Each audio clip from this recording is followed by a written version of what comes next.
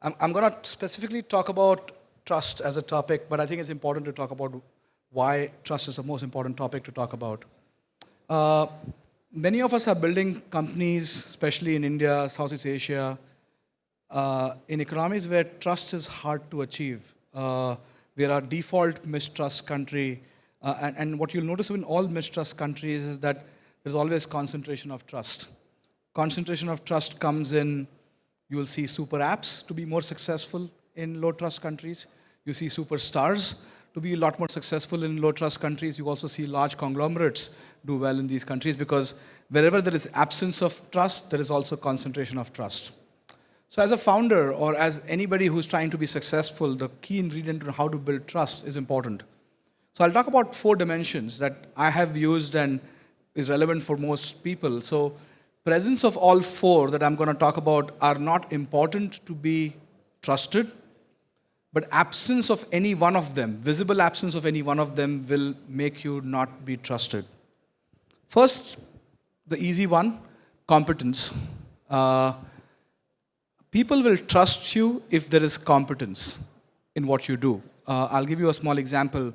FreeCharge, my first company, I was trying to hire some senior people to come to the company, and FreeCharge was actually quite big. We were doing close to 50,000 transactions a day, but nobody would believe that we were that big. So I remember convincing a lot of people, senior people, to come to the office and check this data on our servers themselves, sometimes inviting them to the board meetings to see if this is real.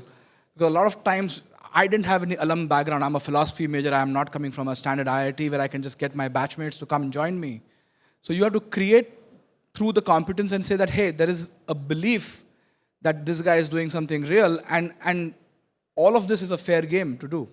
You don't need to assume that people will just trust you by default unless you have built enough things. Today, you can say, this is Kunal, Shah, and all of that. The journey was not that same. I was a philosophy major with an MBA dropout, trying to convince somebody for a company which is FreeCharge, which was the original idea built out of India, not a copy-paste of any Western idea.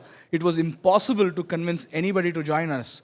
I used to meet on an average 50 to 100 people who come and join us, but if you can demonstrate competence and show data that this is actually working, a lot of people will believe you. The second dimension is consistency.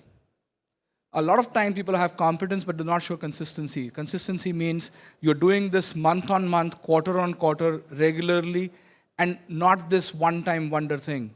A lot of times people believe that, I'll just show this one spark of brilliance. And I think a lot of founders make this mistake, is that they just work on one good quarter, 1 month, one sale, one conversion, and not able to demonstrate consistently. And that comes from thinking of input levers, right? A lot of times you can do consistency if you're operating on input levers. You're thinking about how will I go about doing this consistently versus waiting for inventing a new method every time. And I think a lot of people do not focus on consistency. The third thing is integrity.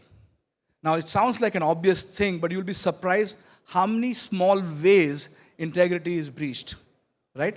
Let's take a small example. In India, a lot of us who are building business for the first time, it's natural to say that, I'm also taking this flight personally to Delhi or whatever, and you can just bill it to the company, right? Now, it may sound like a small, trivial thing that has happened, but there is a whole team that is observing this behavior.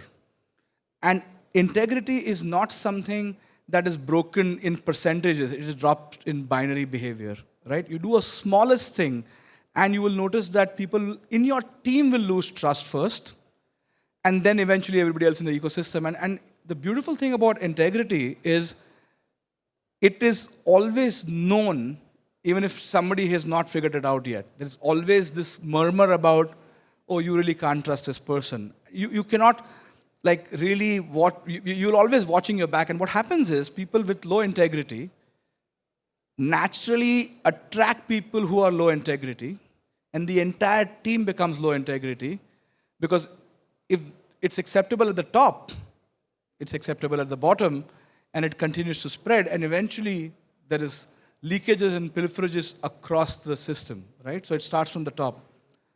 And the last one is benevolence, right? And why is that important? A lot of times, the the journey is very, very taxing, but if you are self-centered and you are not looking out for the team, you will create a thing that everybody is on their own over here, right? I'll give you a small example, two examples. When we had our first exit at FreeCharge, what we did is we ensured that, so we had some, I don't know, maybe a $5 million extra of cash that we had unallocated from the ESOP exit. And we said, let's give it to all the employees who have not been given an ESOP because they were not qualified for it. For example, some staff, some drivers, some other people who were not there, and we gave it to them. And I think the moment that happens, right, and I remember Sequoia, one of our investors who were helping with the deal, got to know that technically the founder could have kept that. It's an unallocated ESOP, you can keep it to yourself, but when you take that effort, the compounding of that story spreads everywhere, and people will remember you for doing the right thing when nobody was watching, or you were really responsible to do that. Another story is, we had multiple secondary at CRED, and it's very normal for many companies to say that, oh, we have less amount of money, let's give it to current employees and not to ex-employees.